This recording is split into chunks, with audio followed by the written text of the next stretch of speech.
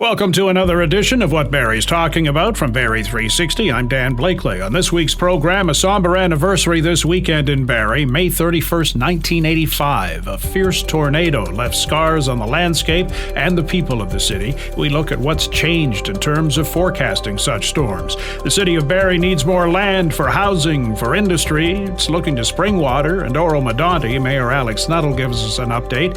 And Barrie's Jason Hellman is getting his hair cut again. All of it shaved off to raise funds in the name of Terry Fox. We get the conversation started after this.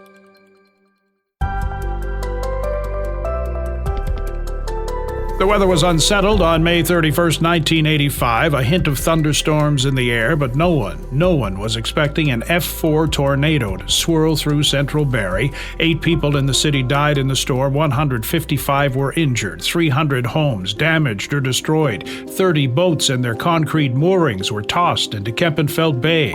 There were no storm watches or warnings at that time. There was no social media filled with accounts of tornadoes on a path leading to Barrie, just an angry sky and then a tumultuous roar. Jeff Colson is a warning preparedness meteorologist with Environment Canada. He chats with Barrie 360's Ian McLennan about how far we've come in forecasting tornadoes and how far we've yet to go. May 31st, 1985. Jeff, where were you on that day? I was actually on a day off. I was a shift worker back then, working at what was then known as the Ontario Weather Centre at Pearson Airport. Was on a day off, noticed some very, very dark skies to the north of Mississauga, where I was living at the time, and only found out later the next day at work just how terrible that day had actually been. And in terms of forecasting tornadoes from 1985, I know even in Barrie it was a trigger to set up emergency preparedness and plan for disasters like this.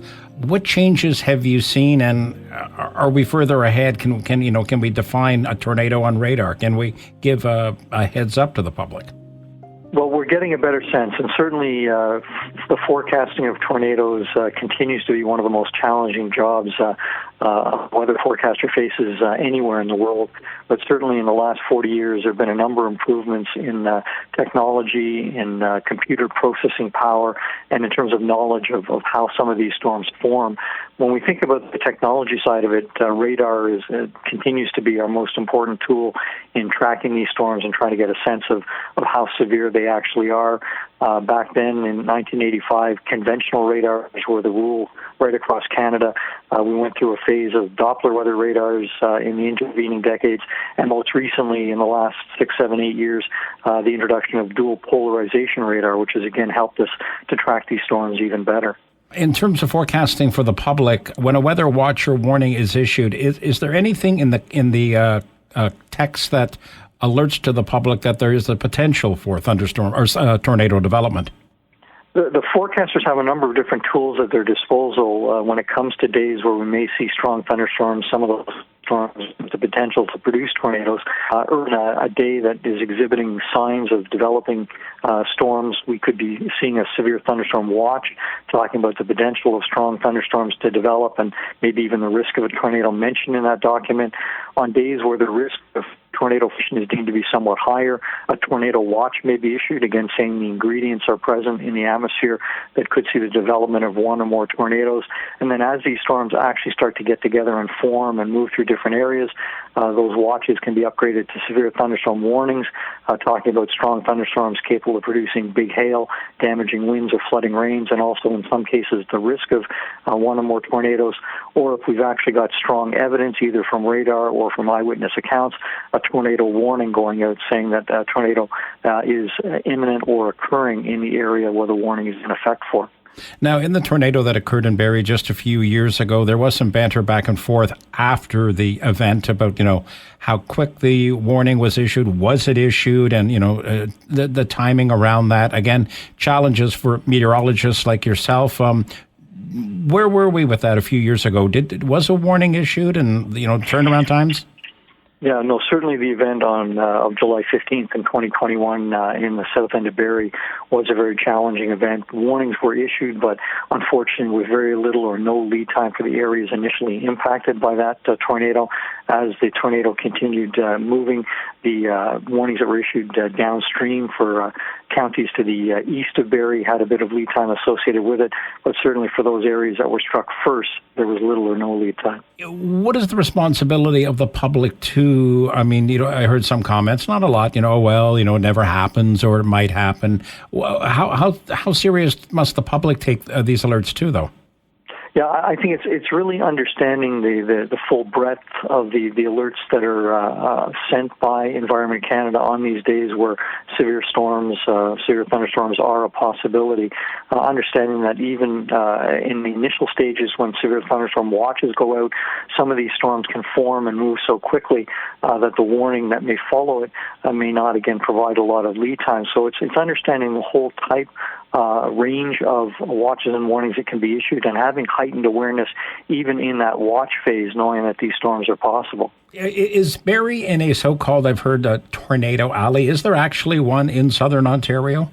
Well, there's a lot of research being done right now by our colleagues at the Northern Tornadoes Project based out of Western University in London, trying to get a better understanding of shifting trends in tornadoes over the last 40, 50, 60 years. And certainly when the Barrie tornado occurred back on May 31st of 1985, there was a good understanding that southwestern Ontario, the Windsor, London, Kitchener, up into the Barrie area was an area where we saw a number of these strong thunderstorms and a number of tornadoes occurring.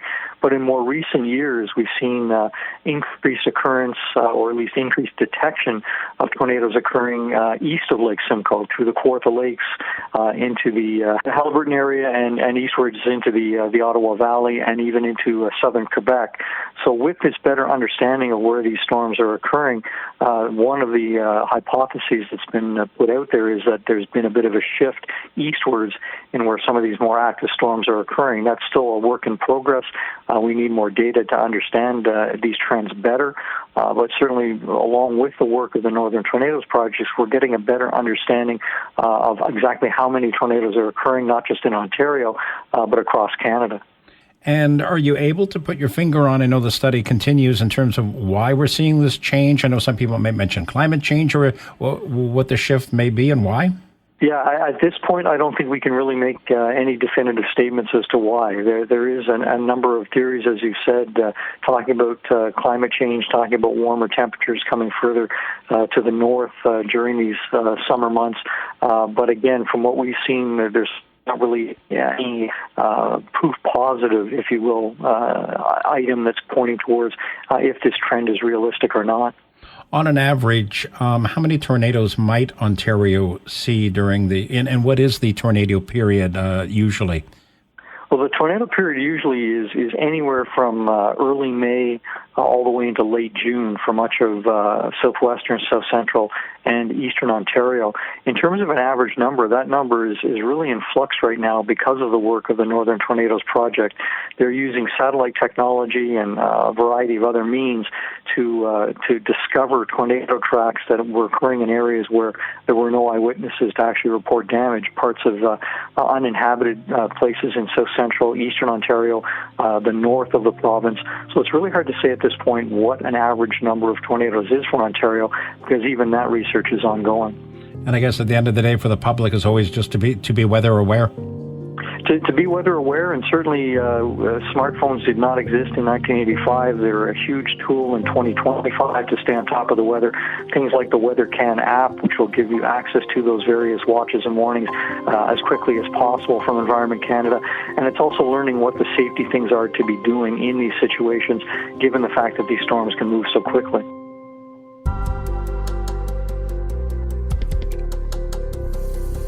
City of Barrie looking to expand its borders to accommodate more residents and more businesses, and is looking to the townships of Springwater and Oro-Medonte not to annex land but to exchange land for services. Mayor Alex Snuddle stopped by this week with an update on those efforts. It's a huge, comprehensive lay of the land. So I'm wondering, in a nutshell, if someone were coming back, why do you want portions of Oro-Medonte or Springwater? What's in it for Barrie? Well, what's in it for Barrie is jobs. I mean, when we think about growing as a city, how we've grown over the last 20 years, there's been such a focus on residential growth. In the south end of Barrie, we need to focus on having enough jobs for all these people that now live in Barrie to be able to work here, play here, live here, not spend time on the 400 each and every day. I mean, you look at it and you go, okay, if I'm commuting to the city of Toronto, I'm leaving at 6 a.m. or 6:30 a.m. I'm getting to work at 9. I'm working till 5, and then I'm commuting back and I'm getting home at 7:30. And we don't want those folks sitting on the 400 when they could be having breakfast with their kids and helping them get ready for school. We want them to have that full lifestyle here in the city of Barrie, and the same stands true for the evening. We don't want them sitting on the 400 parking lot. We want them in their dining rooms or in their living rooms and helping their kids with homework and those types of things versus just being stuck on the road. So yes, we need some more housing lands as well. The province has really outlined that with the Hemson report that came forward. But for me, as you know, I've been very, very consistent that my need, the thing that I've identified that we really do need is more land available for industrial users. Last week, we had a user come in just out of the blue through somebody I'd met at a convention and say, I need to build 100,000 square feet here. I've got 24 months. I can spend 4 to 5 months looking, and then it's going to be a 24-month build. And we're going to employ 80 people. And I don't know where to put them. And so we're working through this to try to figure out, how we can proceed with Oro-Medonte, with Springwater, to meet the needs that have been identified and also to meet the growth targets that are identified by the province of Ontario, which has us at 310,000 people sitting at 2051. Has Barrie run out of land that it can offer to builders? I would say it's it is really close to the line, if not there. The city of Barrie itself does not own industrial land anymore. We've sold all of our inventory that we have. The land that is around is being developed. There's 30 acres on Big Bay Point left, something like that. The Park Place has some. There's a couple of plots here and there, but the vast majority of it is under an acre. And definitely under 5 acres. And what most folks are looking for when they're a larger employer is that kind of 3 to 10 acre sections of land, which just don't really exist here in the city of Barrie anymore. And for folks who may not understand, if I'm looking to build, and you mentioned, well, let's use that hypothetically, why wouldn't that person just go to Springwater Council and say, I like to build in Springwater? What's the difference? Well, I think they have actually in some cases, and Springwater Council hasn't really been open to having industrial development inside of their borders. For us to have some advanced manufacturing, to have maybe data centers come in, that makes a lot of sense. Maybe it doesn't make sense in Springwater for whatever reasons. The second issue that they face is that they just don't have the water and wastewater. So you need to be able to turn on the tap and flush the toilet, and it's got to go somewhere that's not just into the ground. And obviously, the city of Barrie has invested very heavily over the last 30 to 40 years to make sure that we have that water and wastewater capacity available for both residential development as well as for industrial commercial development. And so it puts us in the driver's seat when it comes to any of these types of proposals coming forward. Now, the Deputy Mayor, George Cabral, said the water and wastewater cross-border servicing isn't necessary. He said based on staff reports. So is he reading differently or? Well, they haven't shared those staff reports, but every developer who's in the area says that Springwater can't help them. In fact, Springwater Township signed off on what's called an MZO, a ministerial zoning order, for properties that abut the city of Barrie on Bayfield Street. And when they did so, inside of their MZO request, they stated that they did not have the water and wastewater capacity for these properties to be developed. And so when you look at it, maybe today, because they're feeling the heat a little bit, they're trying to come up with a plan to provide the services. But I'll remind everybody this, right? Anything's possible if you spend enough money. So you could go spend $100, $200, $300, $400 million and all of a sudden find a way to service over the next decade. The point that the city of Barrie has is that we already have the servicing there. Servicing sitting at our border on many streets and we have the opportunity to create jobs, to provide for more housing, and to build that complete community we were all after. Now, Vaughtford, I think it was 1,800 acres maybe developed. If I'm a resident of Springwater, what we don't have a map in front of us, obviously. What properties are we talking about? How much would Barrie encompass if this came to be? Yeah, so really what we're talking about, there's two areas that we're looking for development. One area is around Sunnydale Road. The other area is around Penetanguishene Road. The Bayfield Street area would remain inside of Springwater Township, and they would develop it moving forward. We would provide the services for it. And then there's a chunk over at Miller Drive, which we don't really have much use for, but certainly... You mentioned that it's there, but... It's there, but, take it or leave it. It really is a benefit to Springwater to give it to us, because right now they have to go and figure out how to service that area, whether it's cleaning the streets in the wintertime or perhaps dealing with the boulevards in the summertime. So it's a cost base for them, not a revenue generator, and they've asked that we take that over as part of this discussion. What's Barrie offering to Springwater in terms of dollars and cents, and for the residents? If I'm a resident of Springwater, what's in it for me? Why is this a good deal?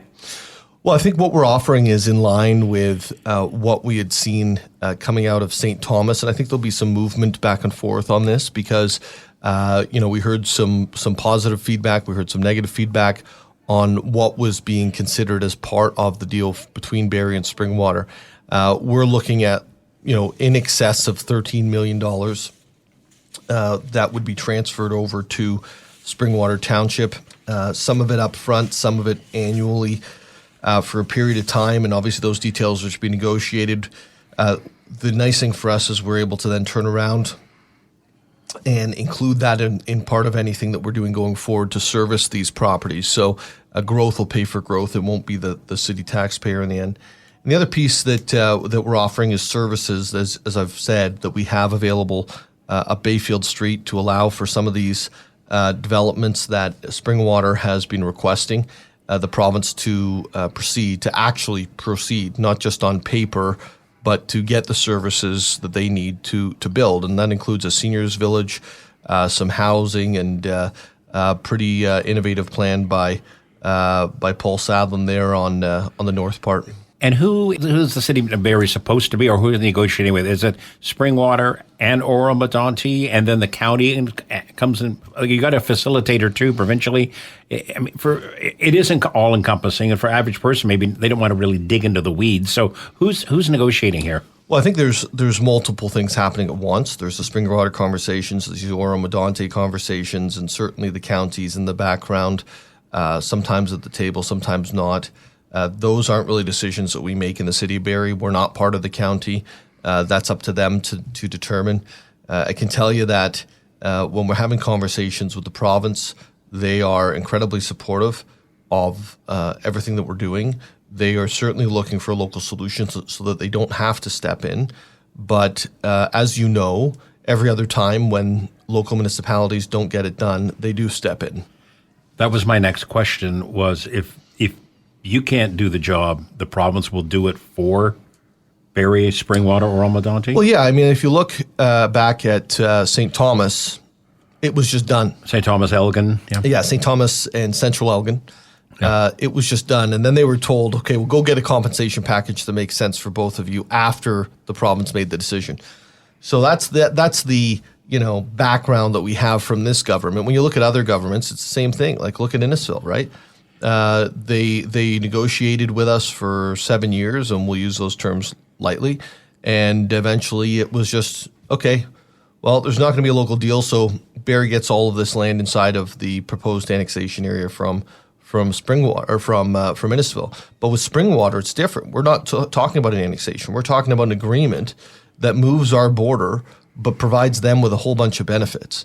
And so it's very key here to not call it an annexation when it's not. If the province steps in, it's an annexation. If the province steps in, there's no guarantee of compensation.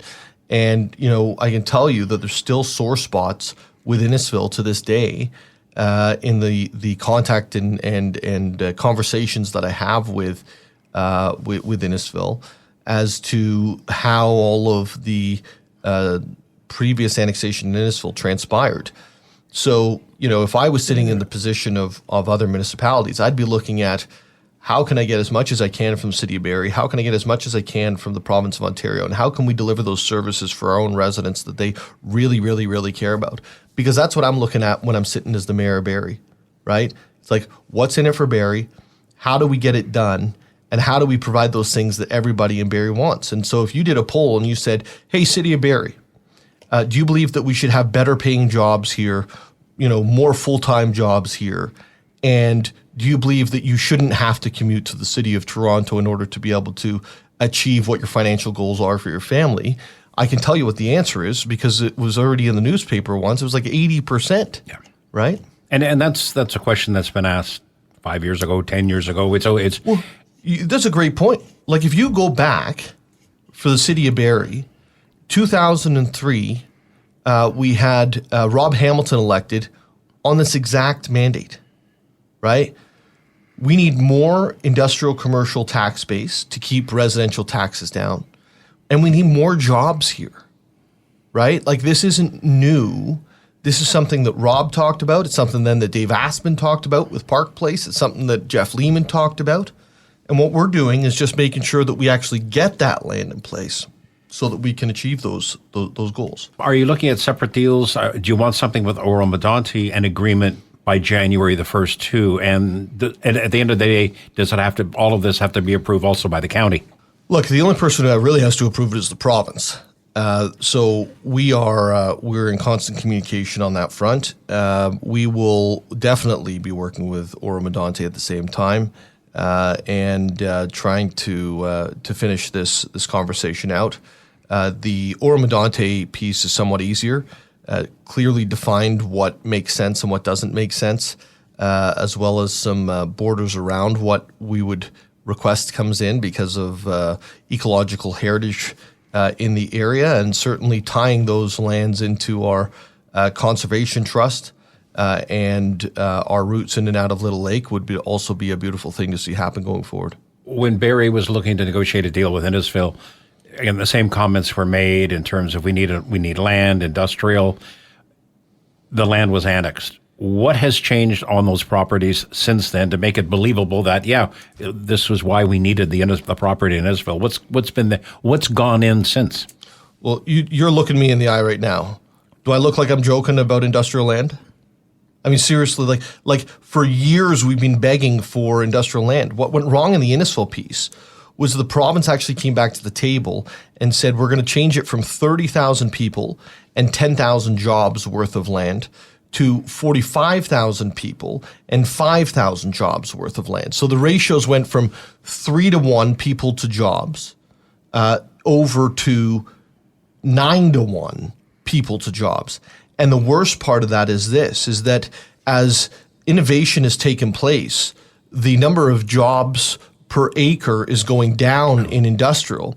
And at the same time, as innovation has taken place in the housing sector, the number of units per acre and therefore people an acre is going up. And so we're actually now at the point where what was originally proposed to be 30,000 people and 10,000 jobs is 65,000 people and 5,000 jobs, a ratio of 13 to 1. So more residential, right? In terms of residential. So, that's something I did not support in the end. I actually didn't support the annexation if it didn't have a better ratio than the 9-to-1 that they proposed. Now we're at 13-to-1. But before we stop with that ratio, I really want to highlight this. The other thing the province of Ontario did with Springwater Township at the time was they approved the Midhurst Secondary Plan. The Midhurst Secondary Plan is another kind of 10 to 20,000 people. So what you're actually talking about, I think it's actually 8,000 units. So that would be, call it 24,000 people. So what you're actually talking about at this point now is the 65,000 that I just said. Add another 24,000 on top of that. Let's just call that 90,000 as a round number. And that doesn't include any intensification that's taken place inside of the existing built boundary of the city of Barrie. So we know it's like 100,000+ people have been coming to Barrie and the surrounding area, including Springwater, but we only had enough land for 5,000 new jobs. And we wonder why we're getting our doors knocked on every single day to bring industry here. It's because we know we have the workers, we know we have Georgian College and Lakehead University, we know we have all the things except the land for these folks to be able to create jobs on so we can have a complete community. He's doing it again. Barrie resident Jason Hellman, a Special Olympian and a huge Terry Fox supporter, is shaving his head this weekend in another Razors of Hope to help support the Fox Foundation, and he's brought a friend along with him, Patrick Scott. On Saturday, May 31st, Jason and I are having a little head shave at City Hall. It's called Razors of Hope. Jason has been doing this now for 7 years. All funds go to the Terry Fox Foundation. We're hoping to raise $20,000, and if we do, Jason will take a cake to the face, and I will take my beard that I've left unshaven for coming up 4 years now. It's got to be shaved off. Okay. And Jason, why are you doing this? How did this all begin? It all began in 2016 when I first started doing these head shaves. And why? What's the passion behind it? The passion behind it is to find a cure for cancer and to say thank you to Terry for what he did for all of Canada. Now, have you reached your, every dollar counts, every penny counts. So have you reached your targets in previous years? In previous years, I have. But this year, I'm hoping to raise at least $20,000 or more to get a cake in my face and my friend get his beard shaved. And trust me, his beard is worth shaving off. I want to see that baby face. And how often have you had a cake in the face before? Would this be a first? This will be my first, and I'm willing to do it because, and my friend will admit to this as well, is that Terry took a cake in his face from his brother Dale. That's right. Now tell us just a bit about yourself too, just so people get to know who you are. Everyone knows who I am because of the polar plunges and Special Olympics, my jobs. I've been doing a lot, and I also got this Beer Catcher Award. Congratulations. Well, thank you. Very nice. So have you like family or relatives been touched by cancer too? Is there a personal side to this? Yes. My two grandfathers who have lost their lives because of this disease, and that's where this whole thing came about, because of them and because I admire Terry for what he did for Canada. And tell us about how the day will play out. How can people become involved? Okay, if you'd like to be involved, you can come down to City Hall. We have a silent auction happening, so you can participate in the silent auction. If you'd like to get your head shaved, if you throw some money our way, I'm sure we can probably squeeze you in to get your head shaved as well. And local dignitaries will be there. Right now we have John Broussard and Andrea Kanjan on line with us, and hopefully Doug Downey is going to be there as well. He's being the Attorney General of Ontario. He is very busy, and if you can make it, that's great. If you can't, we understand. And the public can come out to this too, and what's the time? Absolutely. The public can be there between 10 and 2 on Saturday, May 31st. Again, the Razors of Hope event is this Saturday, 10 till 2 at Barrie City Hall. Everyone is welcome to stop by, make a donation, and if you're so inclined, get a trim of your own. And that's our program for this week. Thanks to Ian for his input, to Matt Ladder for his technical expertise, and to you for listening. If you like what you've heard, please subscribe to What Barrie's Talking About, rate it, review it. You can also keep up with What Barrie's Talking About on Blue Sky and X at Barrie 360, on our website, barrie360.com, and there's our daily Kickstart podcasts available from any streaming service and on our website. I'm Dan Blakeley. Hope you'll join us again next week.